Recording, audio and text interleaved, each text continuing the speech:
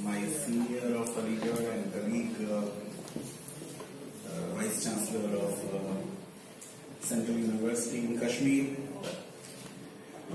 colleagues, my senior of VM Hall, Shakil Bhai, and some of my youngsters, my students. In last 20 days, 3 times I was not given the liberty of what I wanted to do. And I will come to this thing in a minute, because I feel that the missing word in the topic is liberty. So there was a seminar, bicentenary celebrations of Sir Syed Ahmad Khan in Aligarh in the Department of History. And I was tied up with something else, and therefore I didn't want to go and give the inaugural address. But I was forced, because ultimately my teacher, Professor Irfan Habibs, will have to prevail. Then on 4th, there was an international conference on South Asian Consortium of Religion and Law, where in the original meeting it was not decided that I will give the valedictory address, but then Professor Tahir Mahmood phoned me and said, we have unanimously decided and you don't have a choice. So I was not given a liberty, I had to give another valedictory within 5 days. And this time also, believe me, I tried my best to somewhat escape from this prestigious seminar, but then the will of Honorable Chairperson Manzoor Alam Sahab, who has been a mentor for 3 decades, prevailed, and his connection with his God also worked, because I was thinking that we will have today our court meeting, which is called General Council at Nalsar, to pass the budget, and he said no, the Chief Justice will not give you 18 as a date. So it did not happen, and I am here. My association with IOS started sometime in 93-94, but I distinctly remember that when we had the first decade celebrations in 1996, then my second book was released. I have not been writing that well, because administration is having a very heavy toll, and I don't consider op-eds in newspapers as academic contribution. These are just, you can't do much, you don't do real research, so you write off and an hour or two, something. So that's not an academic contribution. So my best wishes are with the Institute, and the Institute has made a great contribution. I missed the deliberations of first 2 days, but I feel that the seminar program was overloaded. We had too many sessions, parallel sessions. Very eminent people spoke, and on topics of very high contemporary relevance. So as I said, that the kind of training which I received at Aligarh, and law being nothing but a game of words, I feel that fraternity and equality and justice cannot be talked about without liberty. And therefore, for a minute or two, let me talk of the missing word. Ambedkar, who was the chairman of the drafting committee, and as you know, the constitution was, the drafting was completed on 26th of November 1949, and this was his last speech on the 25th of November 1949. Next day everybody will say that we adopt the constitution. So I am on the last speech of Ambedkar, and this is what he said. We must not be content with mere political democracy. Political democracy cannot last unless there lies at the base of it social democracy. What does social democracy mean? It means a way of life which recognizes liberty, equality and fraternity as principles of life. I have this problem with saying we are the largest democracy in the world. Yes, every 5 years we do have elections. Governments come and go. But democracy has not been imbibed by us in our personal life. We are not democratic. We don't want to listen decently. We don't want to give choice to even our family members. I recall a survey done many years ago about the choices as to breakfast. What will be served in breakfast? Who decides? Whether the lady of the house decides, or the mister decides, or sons decide. And overwhelmingly the respondents, who were IAS officers, who were professors, engineers and doctors, they said it's the man who decides. So if she does not have even the freedom to decide what will be served in breakfast, and we decide whether it will be aloo ka paratha or poha or chole bhature or nahari, then probably we are not near imbibing and inculcating principles of liberty, equality and fraternity as principles of life. They are there in the constitution, but not as principles of life. Ambedkar goes on. This was my commentary on his first sentence, but let me complete the quote. These principles of liberty, equality and fraternity are not to be treated as separate in terms as separate items in a trinity, and that's why I say it is missing. It should be there.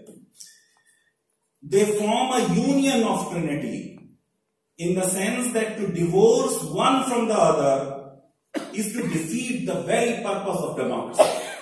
So you have to have all three of them.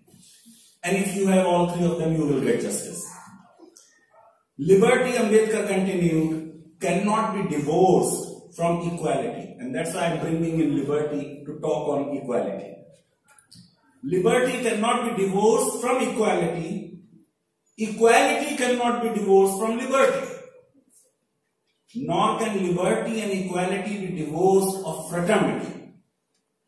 Without equality, mind these words, this is the architect of Indian Constitution.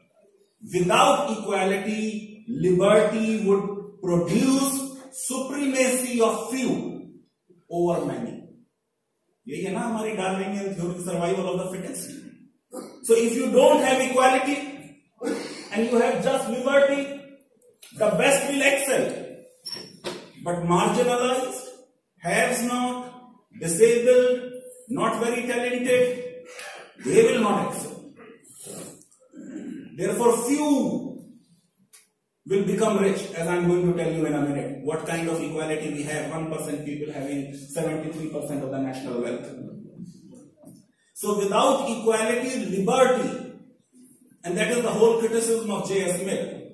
Without equality, liberty will produce supremacy of few over the many. Equality without liberty would kill individual initiative. That is what happened in the Soviet Union and other socialist countries. Equality you have and you don't have liberty, enterprise will not happen. Business will not grow. Economy will not grow. It will stagnate. Because there is no initiative. You have such an eminent economist sitting in front of me, Naseem Zaidi sir. Individual initiative will not grow if you have equality and you don't have liberty. Then he goes on and says, without fraternity, both liberty and equality could not become a natural course of things. It would require a constable to enforce it. Therefore, you need liberty, you need equality, and you need fraternity, and then you get justice. This is my central argument. Therefore, coming to liberty, now you know the importance of liberty. Why it has been left out. I was here for about an hour and a half. There was an overloaded discourse on theology, with so much of verses from Quran being quoted and cited. And that is the problem of many of our seminars, that we convert them into jalsas. Seminar is to be different from a religious discourse. A seminar is a intellectual discourse talking about worldly things. I don't think in this topic there is anything to do with religion. But if you look at Muslim countries' example, and I say it with highest amount of respect to my guest from Turkey, where is liberty in Muslim countries? They are not great votaries of liberty. And why they are not great votaries of liberty? When we are talking of La Ikraha fi Deen here, and we are not permitting non-Muslims to construct temples, what Modi ji did was an aggression. In any case, UAE is liberal amongst them. And I don't want to go to the politics. Liberty is important because it means choice. Liberty is important because it means freedom. Liberty is important because it means absence of restraints and controls. It is important because it gives individual autonomy. I have to be the master of myself. It's a shame that we are anti-choice. That's why Christians, Jews, Muslims, if it is a campaign, anti-abortion campaign, all of them join together in the United States. Because they don't want to give choice to the mother to abort the fetus.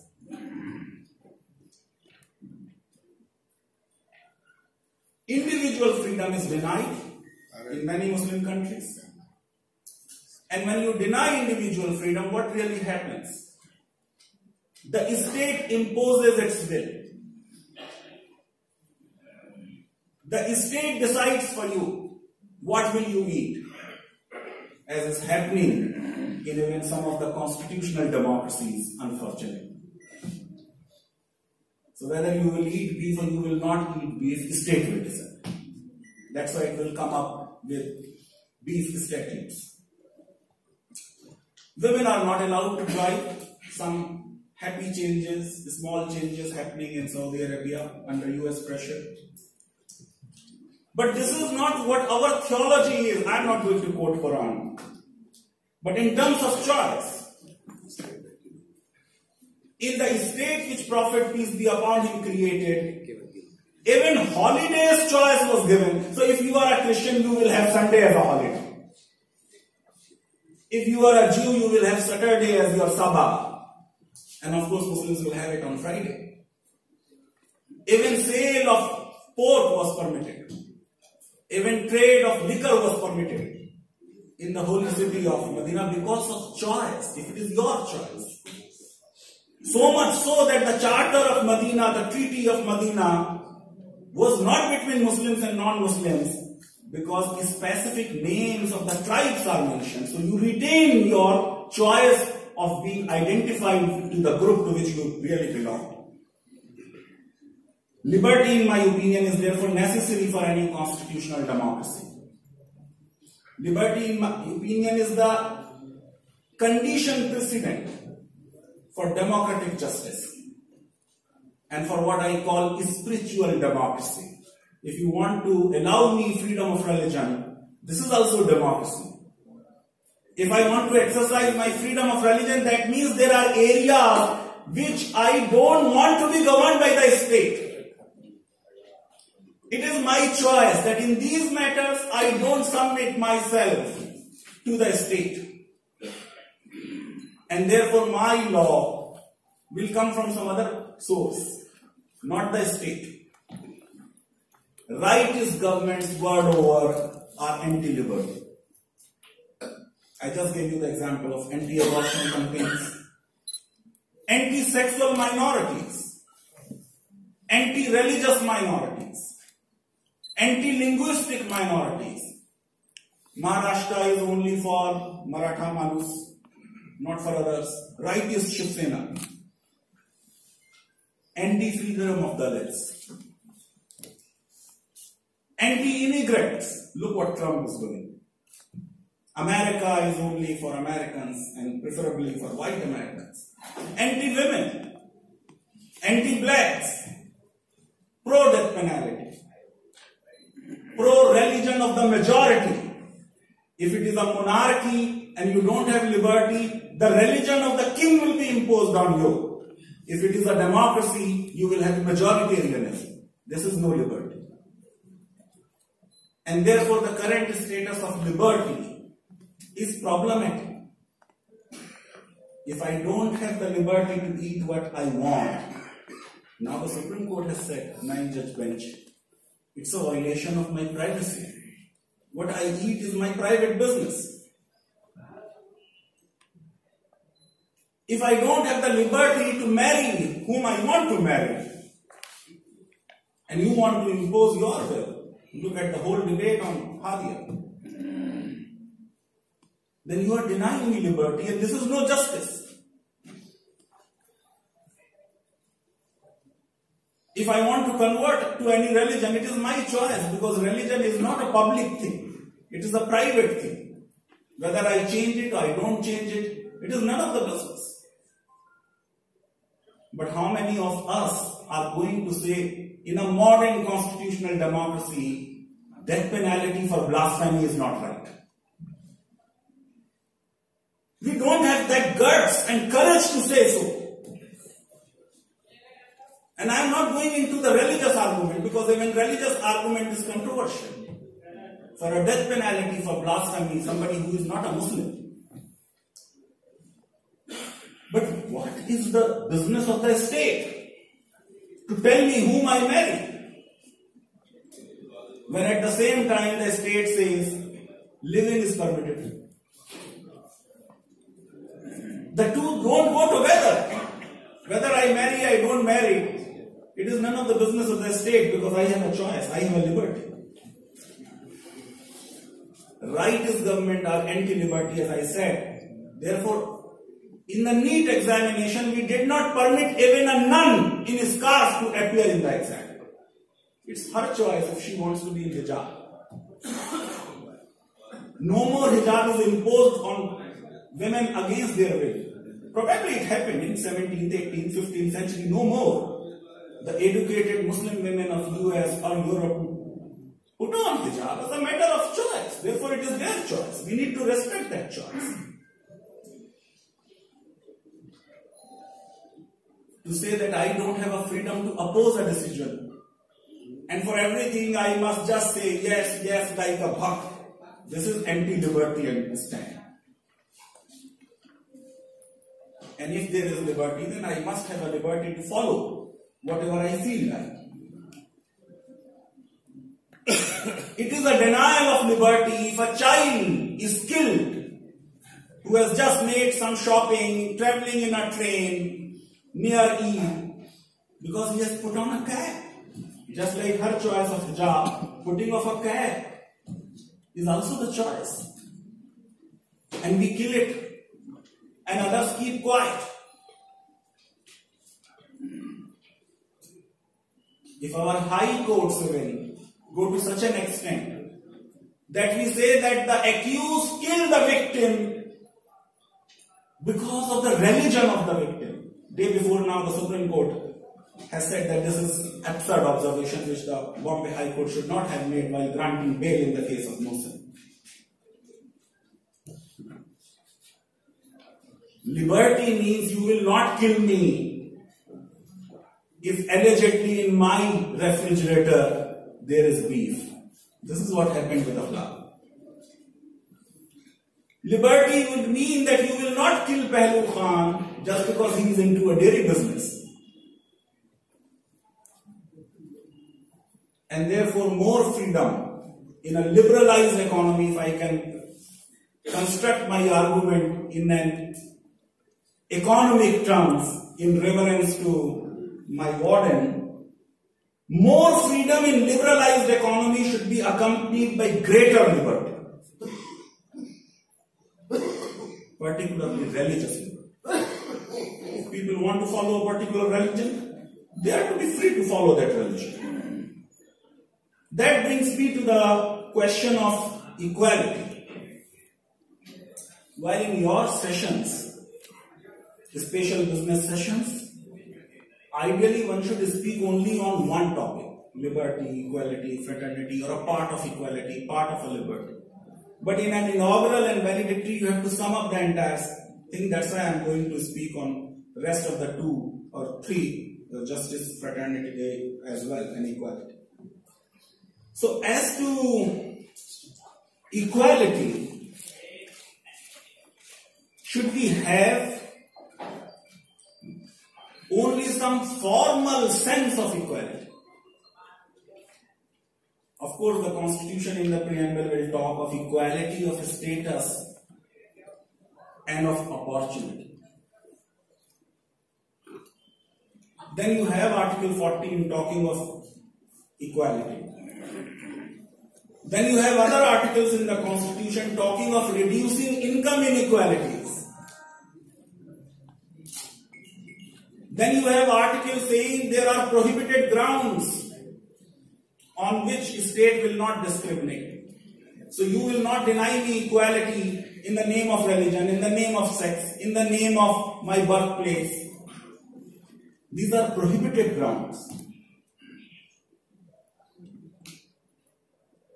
But in United States, the whole right to equality has been hijacked by the corporates. And in India, right to equality is being used to deny me equality. That is the tragedy of our times. I am uneducated, underrepresented. My educational and social status is less than SCs and STs. Number of articles were written by Sir on this. But if I want affirmative action, I am told no, there cannot be a reservation for Muslims because equality. We have given a new discourse to equality to say that the haves-not will not get it because equality. As many as 3 judgments from Andhra Pradesh High Court is striking down Muslim reservation. Even though the Constitution said that there shall not be, state shall not discriminate only on the ground of religion, race, caste, sex, place of birth, we have conveniently forgotten only. When I am given reservation, it is not because I am a Muslim. It is given because I am socially and economically and educationally backward.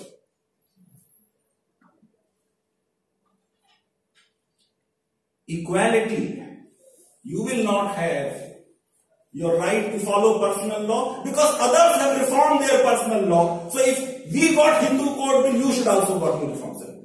This is no equality. You have turned the discourse on equality. Why? Because we are only into formal equality. Even formal equality says likes are to be treated alike. So if I am like you, then I will be given the same treatment which you get. Even Article 14 permits classification, reasonable classification. Unlikes can't be treated alike. In liberty we talked of the best. Ambedkar saying, if you have liberty, it will lead to supremacy of few if you don't have equality. How will I compete with highly educated Brahmin when in terms of my education, when in terms of my economic status, social status, two of us are not the same.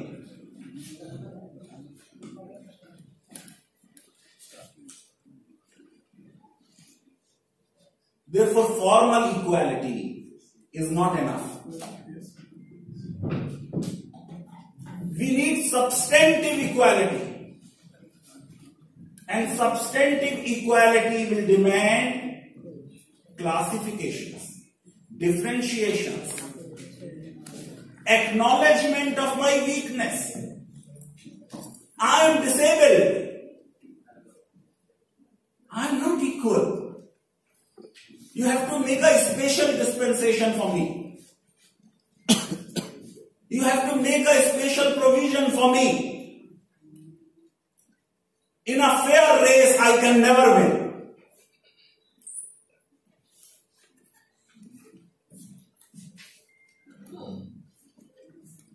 But we have turned this debate into equality in denying poor, in denying downtrodden their legitimate expectation of state walking an extra mile, state doing a whole handing is equality. In the name of equality, you have left me high and dry. You have abandoned me because others don't need handholding. Since others did not get handholding, you will not get handholding. This is no equality. The whole problem with the Mandal Commission is this, as approved by the Supreme Court in Indira Swamy, that the 11 yardsticks set by Mandal Commission to determine the backwardness status are outdated. And you have put a impossible condition that I will be recognized as a backward only when the gap between me and the general candidate is of 25 percentage points. So whether water is available within 2 kilometers, this is a requirement, a determinant, a yardstick to determine backwardness. Now state is providing, in last 70 years has provided drinking water, piped water. Whether I have a kacha house, pakka house, whether I have a rate of literacy, class 10, these parameters have become dated. And that's why I was in agreement with Mohan Bhagwat ji that we need to review reservation. And we must review reservation because Mandal Commission is coming in way of affirmative actions grant number of groups which richly deserve. Denial of knowledge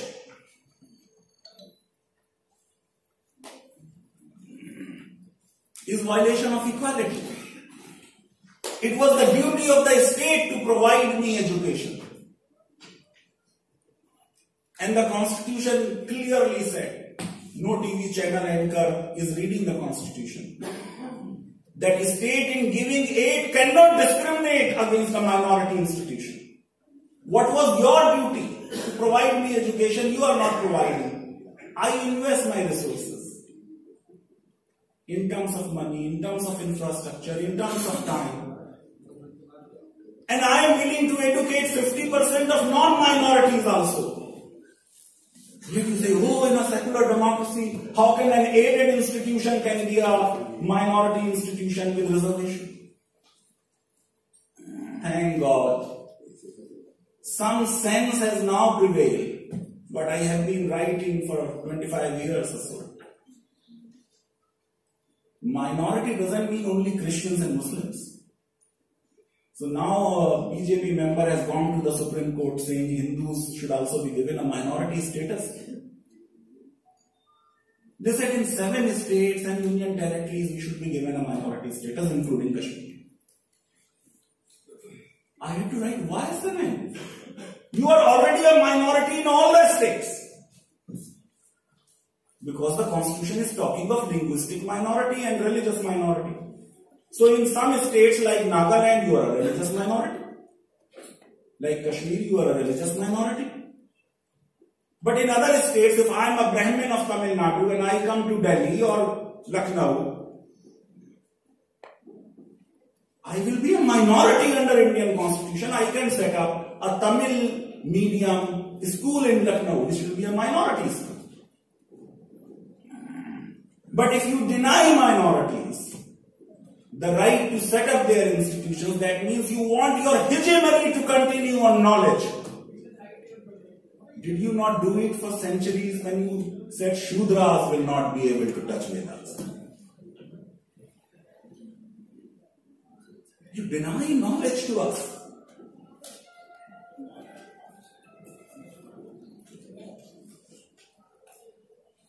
I am told repeatedly, things have improved. Now why bother about inequality? अब तो untouchability भी खत्म हो गई मुस्तफा साहब का, आप किस दुनिया में रहते हैं? You are so over critical. Read the book called Rural Untouchability in India.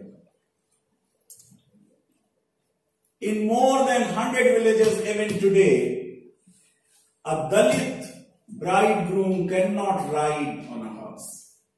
उसकी बारात नहीं आ सकती घोड़े पे.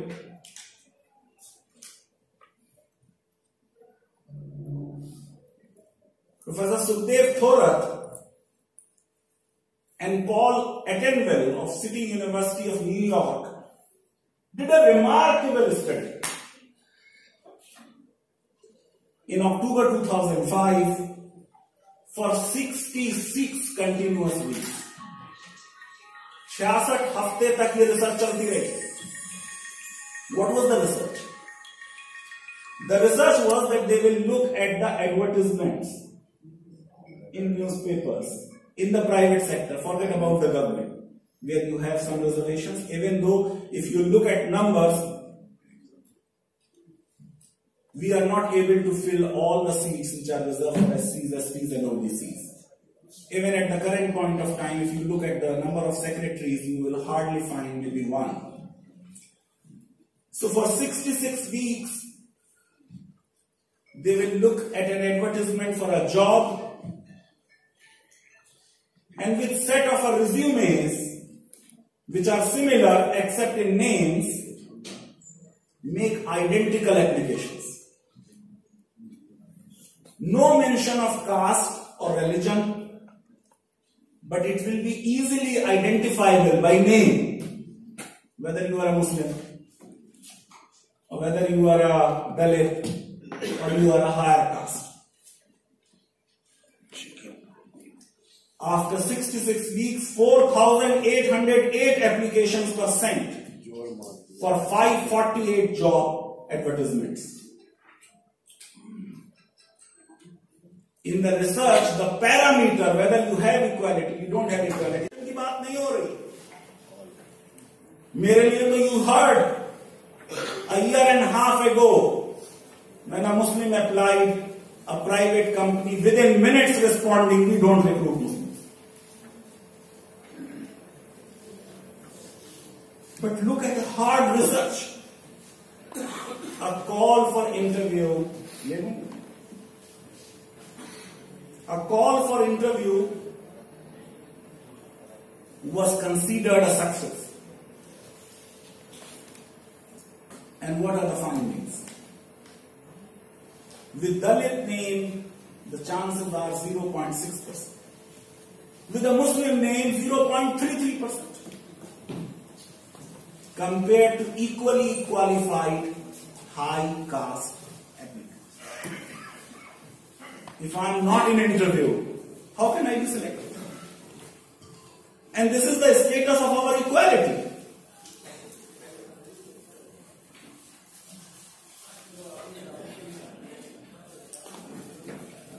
If you look at National Labor Sample Survey, the gap of salary between a higher caste and lower caste is to the tune of 15%.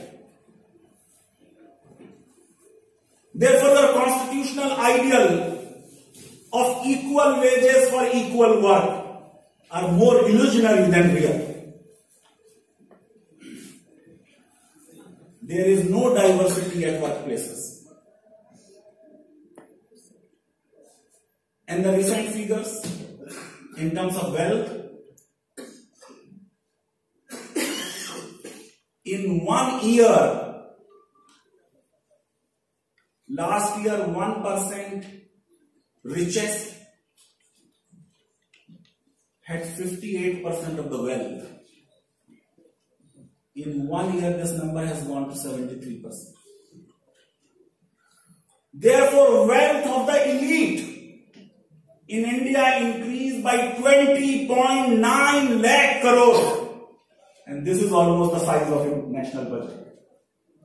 20.9 lakh crore. Whose wealth has increased? If I am a daily wager in a garment industry, whatever is my wage and what is the wage of an executive in that corporate, it will take me 941 years to reach that level. Almost 1,000 years I reached that level.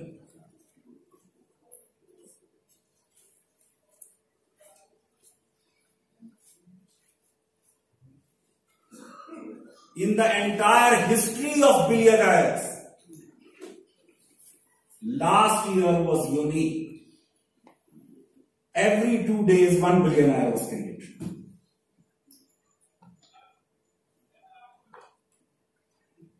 Therefore, 1% people have seen 73% rise and 67 crore Indians have experienced only 1% rise in their income.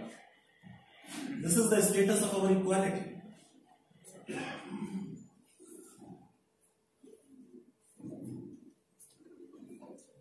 Majority of 167 million Dalits work as landless or near landless labor in agricultural production. And yesterday's UN report, the difference between the life expectancy of a Dalit woman and a higher caste women is 14.5 years. Our Dalit women are dying at the age of 39. We should be ashamed of it.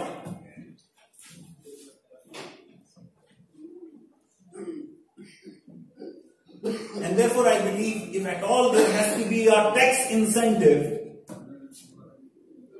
we must give tax incentives only to the corporates who do better on the diversity. That brings me to the question of fraternity. I have been saying it for some time now. We have been talking of secularism too much.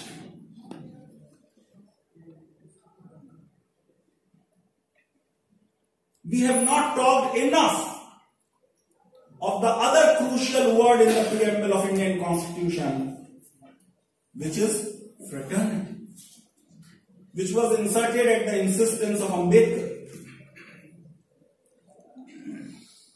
What is fraternity?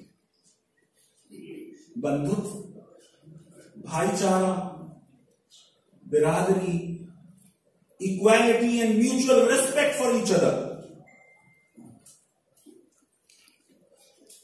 Fraternity is to be the goal of the society. And fraternity comes after justice, liberty and equality.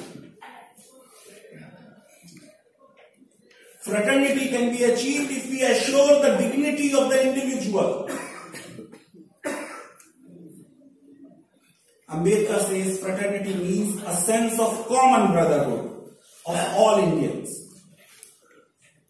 If Indians are seen as being one people, it is the principle which gives unity and solidarity to social life. But it is a difficult thing to achieve. UDHR, Universal Declaration of Human Rights, Article 1 itself says, all human beings are born free and equal in dignity and rights. They are endowed with reason and conscience and should act towards one another in the spirit of quote-unquote brotherhood, which is fraternity.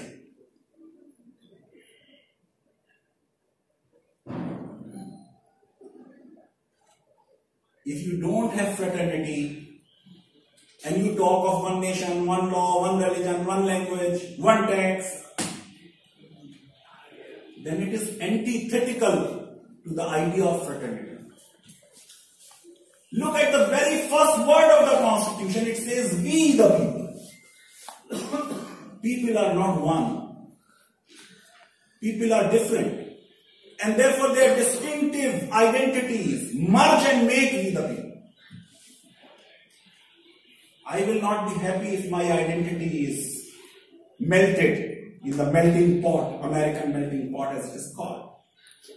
I would rather prefer as a salad bowl where my distinctive identity is acknowledged and recognized.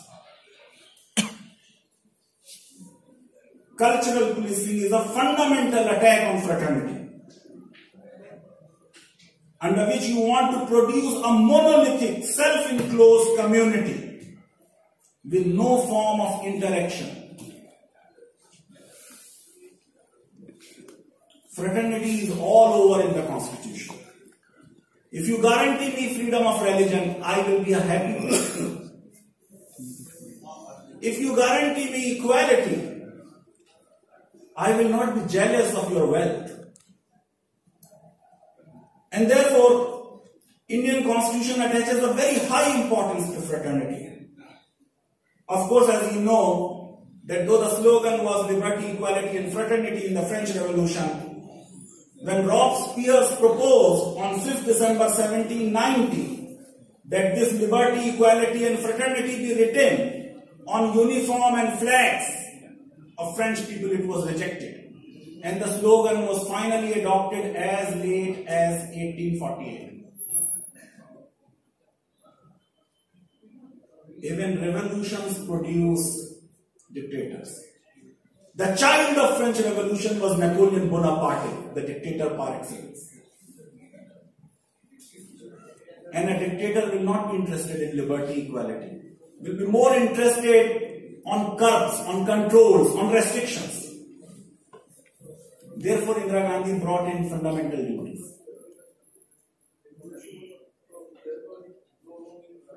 And Napoleon brought in liberty, public order. This was the slogan.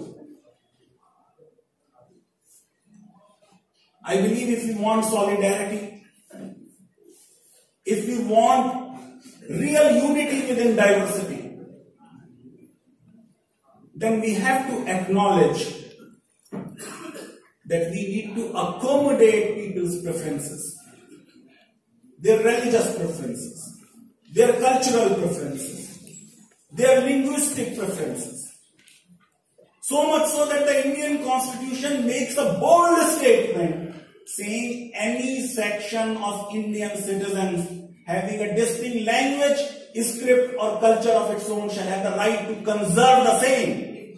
And this is an absolute right. No restriction.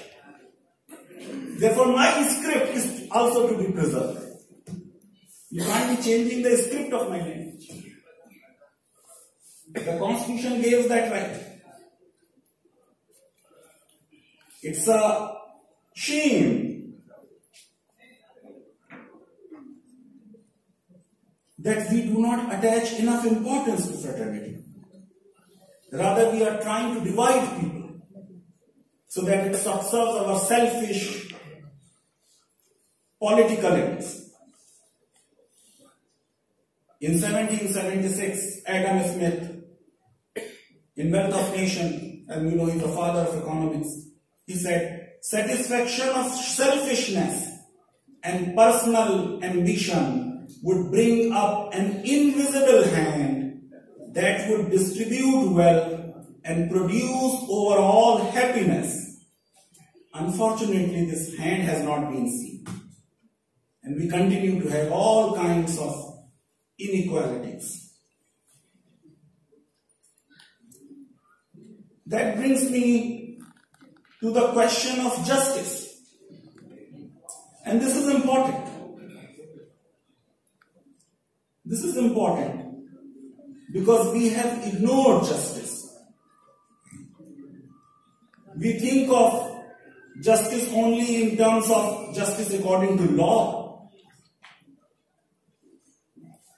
With highest amount of respect, when I entered, somebody from Art of Living was saying that the courts cannot do justice, and therefore we try to have an out-of-court solution. Good, but you are too late in the day.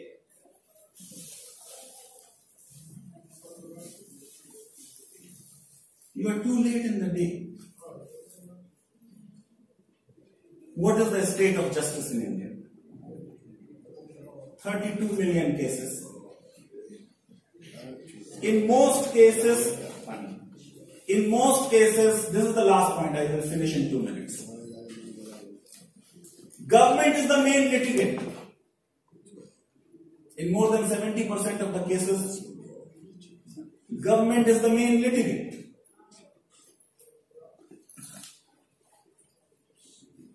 The lawyers in Supreme Court today charge 55 lakhs per appearance. There are lawyers who also charge double fee. One fee, which is their fee. Second fee that they will definitely appear. Mushtaq bhai baithe hain hamare, bataएं. And the Supreme Court itself has accepted, it's a tragedy that only rich can take a recourse to Supreme Court. Poor people cannot go to Supreme Court. The cost of court decision, which I am going to tell in a minute, is so high. 42 lakhs cases are pending in high courts. 3.5 crore cases are pending in lower courts. And this is only about legal justice. We are still not on social justice. We are still not on economic justice. Even though the Constitution said that the operation of the legal system should promote justice as the basis of on the basis of equal opportunity. Supreme Court's own 2016 report on access to justice says justice is illusionary. And if the Chief Justice of India has to weep publicly in the presence of the Chief Executive, then you know the state of justice. Justice B.S. Chauhan, who is currently the chairman of National Law Commission, and Justice S.A. Bobde, there was one IPS officer from Gujarat, P.P. Pandey. For his anticipatory bail, he came to the Supreme Court 8 times. We can't do even once. And therefore the Supreme Court has said, this court has become heaven for the criminals. If the highest court becomes heaven for the criminals, and the court is saying it, nobody else is saying it, then where is justice? Daksh did a good study of the cost of justice and what really happens. When people go to the court, then they don't work. If you have a date, तारीख पे तारीख अगर आपकी है, तो उस दिन तो काम नहीं करेंगे ना, तो कोर्ट में जाएंगे. तो low productivity due to your appearance in courts, it reduces our GDP by a minimum of 0.5%, which will mean about 75,000 crore or so. This is the cost we are paying per day on an average. One day, if you have a case, you will lose 1,509 rupees. And yearly, if you multiply it, we lose 30,000 crore. And if you are a wage earner, that day you cannot work because you are in the court.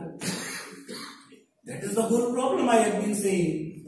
With number of laws which we are blindly passing, ultimately to get the husband punished for triple divorce, the poor Muslim women has to go to the court. And as is happening in this case itself, where the husband is saying, no, I never gave triple divorce. How will she prove? And she has to pay lawyers' fee. And the court involvement is so anti-women in terms of toilets available.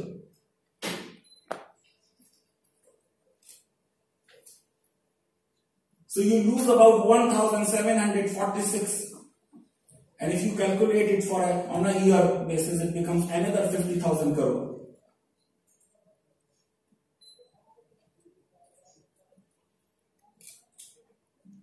As a result, what really happens? Too high a cost, too low an outcome. Therefore, Chief Justice has cried, and now 4 more judges have cried, almost cried. That is the state of justice.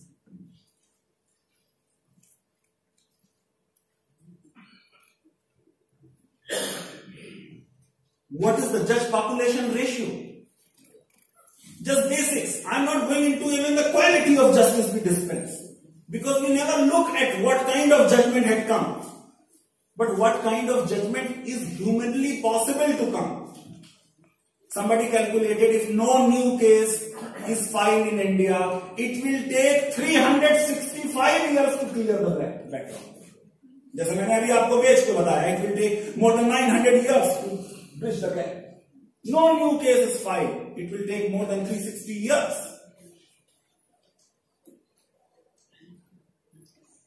We have one judge for 157 kilometers. यहाँ से अलीगढ़ चले जाएंगे, जज नहीं मिलेगा. If you take a total judge and distances in India. But we have a lot of police people. One policeman is there every 61 kilometers. Court premises, court rooms. जज के बैठने की जगह कितनी है? You have a deficiency of 8,000 rooms which are not available. Sir, बस 1 minute में बता सकते.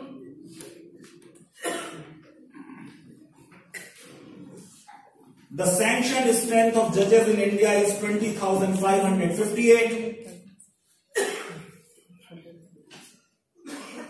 You have only 15,540 judges working. So already 5,000 judges are not there. From 1958, the 14th Law Commission, the Law Commission has been saying low strength of judges is the root cause of poor state of justice in India. Mark Glenter, a very famous legal sociologist, in the US District Court in 1988, he presented the data about US. In 1981, the size of US was 1/3 of India in terms of population. They were 1/3 of us. But the judge population ratio was 107 per million. In India, what it is? 10 per million. You have 10 times less judges. And I am not on the quality of judges. I am not on the quality of judgment. I am on numbers. In Australia, it is 41.6 per million. In Canada, it is 75.2 per million. In England, it is 50.9 per million. And therefore, Law Commission and Supreme Court decided that we should accept at least 150 per million. Not 100, which is in US. 50 per million. If we accept 50 per million, we should have 1,10,071 judges. And how many we have? 15,000.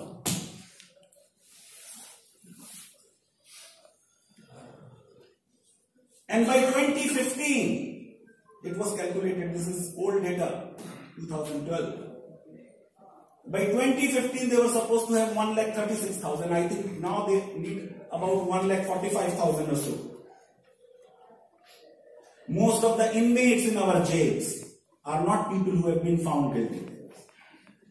59% of them are under trials against whom the case has not yet been proved. And many of them have been in jail for more than the maximum period of punishment they would have got had they been found guilty. This is no justice. And therefore I believe it is very important that we talk of justice, liberty, and equality, revisit it in a more critical way, dedicate ourselves to the realization of these constitutional goals. And I must compliment Mansoor Alam Sir and IOS for picking up such a relevant theme for this seminar. Thank you very much.